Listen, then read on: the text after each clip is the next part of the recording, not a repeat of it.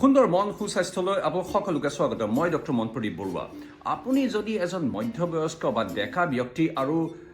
নিজৰ sugar control কৰিব বিচাৰিছে ব্লাড প্ৰেছাৰ নিয়ন্ত্ৰণ কৰিব বিচাৰিছে বা ওজন কমাব বিচাৰিছে তেন্তে কেৱল মাথো এটা বস্তুৱে আপোনাৰ জীৱনৰ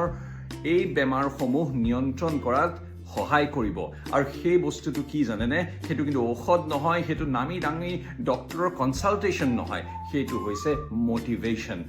কেৱল মাথো মোটিভেশ্যনে আপোনাৰ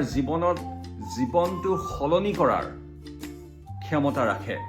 আপুনি কেৱল মোটিভেশ্যনৰ দ্বাৰা এই বেমাৰসমূহ নিয়ন্ত্ৰণ কৰিব পাৰিব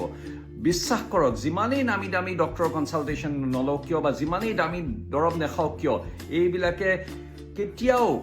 100% এফেক্টিভ নহয় যেতিয়ালৈকে আপুনি মোটিভেটেড নহ'ব মোটিভেটেড যেতিয়ালৈকে আপুনি নহয় জোতাযোৰ পিন্ধি পুৱা খোজ কাঢ়িবলৈ ওলাই যাবলৈ যেতিয়ালৈকে আপুনি মোটিভেটেড নহয় প্ৰতিদিনে 5 কিলোমিটাৰ খোজ কঢ়াক বা 5000টি খোজ দিয়াৰ 5000 steps a day যেতিয়ালৈকে আপুনি মোটিভেটেড নহয় ৰাতি আহাৰ সোনকালে গ্ৰহণ কৰা বা আহাৰ সীমিত আৰু নিয়ন্ত্ৰিতভাৱে গ্ৰহণ কৰাৰ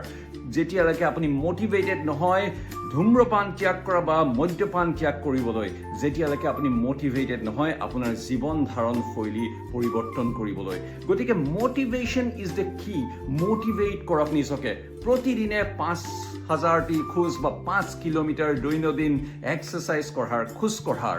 দৌৰাৰ বা মোটিভেট কৰক নিজকে এটা স্পৰ্টছ টেক আপ কৰাৰ মোটিভেট কৰক নিজকে চাইকেল চলোৱাৰ ছুইমিং কৰাৰ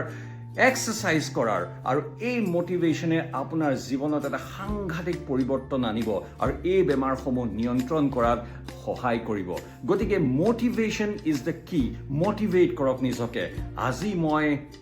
5 কিলোমিটাৰ দৌৰিলোঁ আজি মই 5000টি ষ্টেপছ ল'লোঁ আপুনি ল'লেনে যদি নাই লোৱা কাইলৈৰ পৰা আৰম্ভ কৰক challenge yourself motivate yourself make a difference ধন্যবাদ